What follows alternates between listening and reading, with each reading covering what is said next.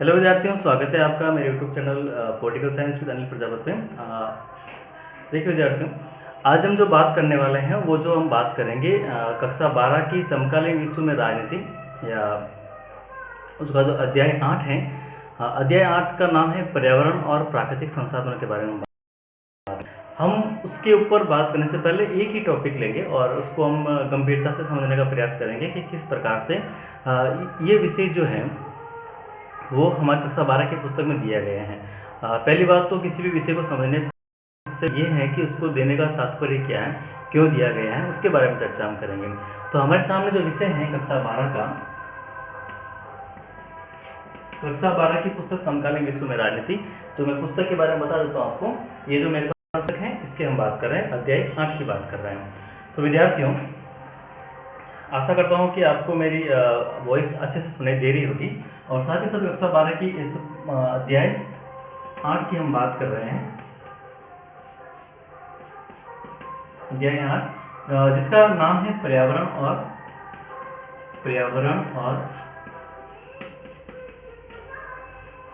प्राकृतिक संसाधन। और इसमें जो हम बात करने वाले हैं वो है वो जो मुख्य मुद्दा जो हमारा है जिससे इसी की शुरुआत होती है वो है अंटार्कटिका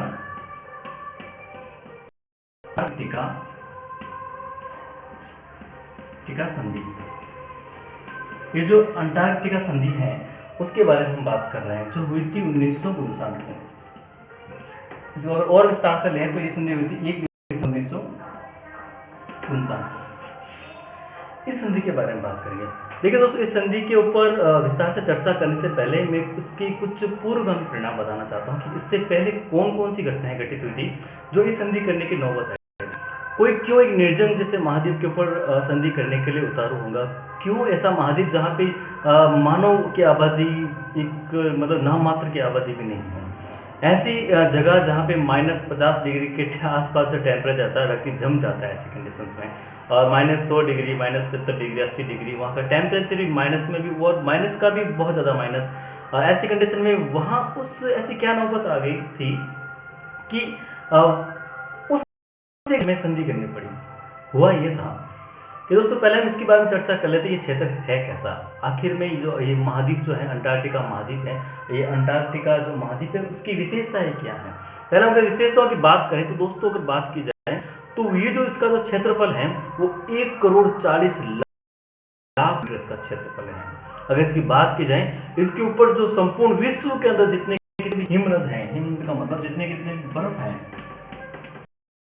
संपूर्ण विश्व में जितने कितने भी हिमनद हैं दोस्तों, वहां उस अकेले क्षेत्र के ऊपर 90% कितने प्रतिशत 90% बर्फ केवल और केवल उस अंटार्कटिका महाद्वीप के ऊपर जमी हुई है। विद्यार्थी, अगर बात की जाए कि 70% विश्व के कुल जल का जो शुद्ध जल है, जो पीने योग्य जल है, जो हम पीते हैं, उस शुद्ध जल का 70% जल अंटार्कटिका महाद्वीप के ऊपर है। मतलब क्या हुआ कि इतने सारे जो हम जल पी रहे हैं वो महाद्वीप कुछ भी नहीं है इसके सामने। इतना जल ये अकेला महाद्वीप जो शुद्ध पीने योग्य जल ये लेता ये इसके ऊपर ये स्टोर करके रख रहा है। तो ऐसे क्षेत्र को कौन देश अपना बनाना नहीं चाहेगा? मेरी बात को आप गंभीरता से लें, क्योंकि देखिए इसके आसपास वाले जितने कितने भी देश हैं, मैं बात कर रहा हूँ 1950 के दशक की, जहाँ पे 2 महाशक्तियाँ थी। मैं आपको बहुत बार चर्चा भी कर सकता हूँ कि जैसे USSR और USA जैसी को शक्तियाँ थी, और ऐसी कंडीशन में वो शक्तियाँ जो एक तरफ अपने आप को विश्व में प्रदर्शित करना चाह रही थी, अपने वर्चस्व प्रदर्शित करना, अपने एक दूसरे को आगे बढ़ाने की होड़ में थी, तो वो क्यों नहीं चाहेगी कि मैं इस क्षेत्र को अपने अधिकार क्षेत्र में ले लूँ? वो चाहेगी। साथ ही साथ में विभिन्न ऐसे देश जो थे वो भी ये चाह रहे थे कि मैं भी इस जो अंटार्कटिका जो महाद्वीप है उसको ले लिया जाए। ऐसे में बहुत सारे देश थे। ऐसे में नॉर्वे था, बेल्जियम था, फ्रांस था, ऐसे में ऑस्ट्रेलिया था, ऐसे में USSR था, ये था, न्यूजीलैंड था। ऐसे विभिन्न जो देश थे वो सारे अपना अधिकार क्षेत्र में लेना चाह रहे थे। दोस्तों, इसकी एक और विशेषता ये है कि यहाँ पे देखो, यहाँ पे भी जीव जंतु पाए जाते हैं, यहाँ पे जैव विविधता भी पाई जाती है। जैव विविधता का तात्पर्य हुआ कि यहाँ पे कुछ विशेष प्रकार की मछलियाँ पाई जाती है जो उस एक वातावरण में ही सर्वाइवल कर सकती है या उस वातावरण में ही जीवित रह सकती है। जैसे कि एक क्रिल नाम की मछली वहाँ पे पाई जाती है। और विभिन्न प्रकार के शैवाल हैं, जो विभिन्न प्रकार के जीवाश्म हैं वहाँ पे अभी भी दबे हुए हैं। विभिन्न प्रकार के ऐसे जो जीव जंतु वहाँ पे पाए जाते हैं जिसके वहाँ का सामुद्रिक जो इसका आहार, उसको बोलते हैं जैसे आहार श्रृंखला होती है, उसी प्रकार के वहाँ का सामुद्रिक एक श्रृंखला क्रम होता है, आहार श्रृंखला क्रम, जो उसको बनाए रखता है, वहाँ को बनाए रखता है, वहाँ के नेचर को बनाए रखता है। वहाँ पे भी इस प्रकार की व्यवस्थाएं पाई जाती है। ये सारे देश ये चाह रहे थे कि हम कैसे करके इस अंटार्कटिक महाद्वीप के ऊपर हमारा अधिकार क्षेत्र या अधिकार स्थापित कर लें। विद्यार्थियों, इसको सभी कुछ देश तो ऐसा चाह रहे थे कि क्यों ना इसको एक वैश्विक संपदा बना दी जाए, इसको विश्व के हितों के लिए एक ऐसा क्षेत्र बना दिया जाए जो सभी के लिए काम आए, है ना।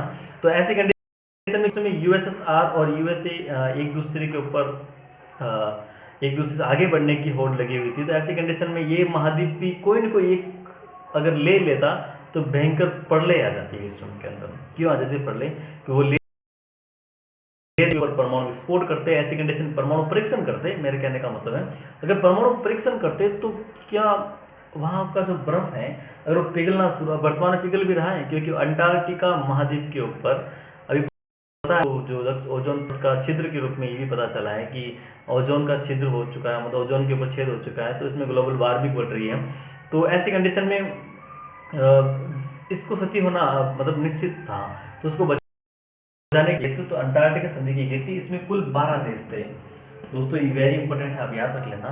कुल 12 देश थे, 12 देशों के नाम आपको याद रखने हैं। पहला जो देश था उसमें है अर्जेंटीना, पहला जो राष्ट्र है वो है अर्जेंटीना। तो दोस्तों मैं अर्जेंटीना से ए लिख रहा हूँ। तो पहला राष्ट्र है अर्जेंटीना, दूसरा दूसरा राष्ट्र है ऑस्ट्रेलिया, और तीसरा राष्ट्र है बेल्जियम, चौथा राष्ट्र है नॉर्वे, पांचवा राष्ट्र है फ्रांस, छठा राष्ट्र है जापान, सातवां राष्ट्र है न्यूजीलैंड, आठवां राष्ट्र है यूएसएसआर। विद्यार्थियों, नौवां राष्ट्र 10वां राष्ट्र है ये हमारा ये हो गया नॉर्वे, 11वां राष्ट्र है यूके मीन्स ब्रिटेन, और यूएसए। शायद अकॉर्डिंग 12 राष्ट्रों के नाम पूरे हो चुके हैं, नाम ये मैं लिख चुका हूँ। तो ये सारे के सारे राष्ट्र हैं। देखो आपको नाम ये नहीं कि 12 राष्ट्रों के नाम आपको याद रखने जरूरी, मेन मुद्दा ये है, ये समझना जरूरी है ये संधि क्यों हुई थी, इसके उद्देश्य क्या निकले, ये उसके उद्देश्य क्या रहे, और मेन मुद्दा ये भी है कि दोस्तों इसमें जो इसके परिणाम क्या निकले थे। तो हम उसके उद्देश्य देख लेते हैं एक बार। इसके उद्देश्य क्या थे? इसके उद्देश्य ये थे, इसको एक वैश्विक संपदा बनाना। किस प्रकार की संपदा? एक साझी धरोहर संपदा, ऐसी संपदा बनाना जो सभी के हित में कार्य करे। एक परिणाम तो ये निकला, और दूसरा परिणाम ये निकला इसका कि यहाँ पे देखिए इसके उद्देश्यों और परिणामों के साथ ही मध्यम गलत है। उद्देश्य परिणामों में ये है, उद्देश्य तो ये था कि भी इसको वैश्विक संपदा बनाई जाए, परिणाम ये निकले कि इसके बाद में यहाँ पे जितने कितने अनुसंधान होंगे ये केवल ये जो क्षेत्र है, जो अंटार्कटिक जो क्षेत्र है, वो वैश्विक अनुसंधान के लिए ही रखा जाए।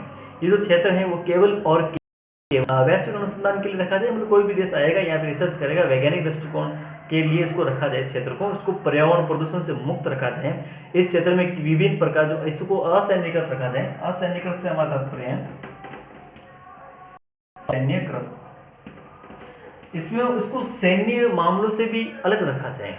तो इस प्रकार से इस क्षेत्र को एक स्वायत्ता देने के लिए, अलग माहौल देने के लिए इस क्षेत्र को यही संधि की गई थी। अंटार्कटिका संधि की बात हम कर रहे हैं।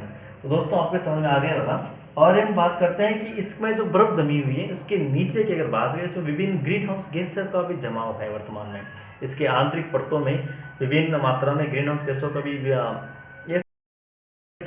और दोस्तों इसमें जीवाश्म भी दबे हुए हैं। ऐसा कहा जाता है कि लाखों करोड़ों सालों की सभ्यताएं जो इसमें, इसके अवशेष, सभ्यताओं से मेरा तात्पर्य है कि यहाँ के जो अवशेष है ना उसमें बहुत विभिन्न मात्राओं में यहाँ पे दबे हुए हैं। तो अंटार्कटिक महाद्वीप है जो विश्व की साझी धरोहर है। और आशा करता हूँ कि आपको ये मेरा ये सेशन समझ में आया होगा। बहुत बहुत धन्यवाद, बहुत बहुत आभार। ऐसे ही जुड़े रहिए दोस्तों।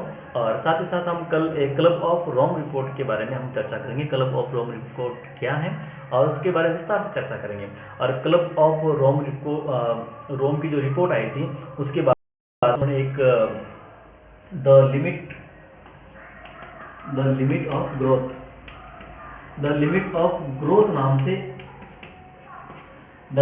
ग्रोथ नाम से उन्होंने अपना एक अच्छा अच्छे शीर्षक के नाम से एक पुस्तक निकाली थी जो 1972 में प्रकाशित हुई थी।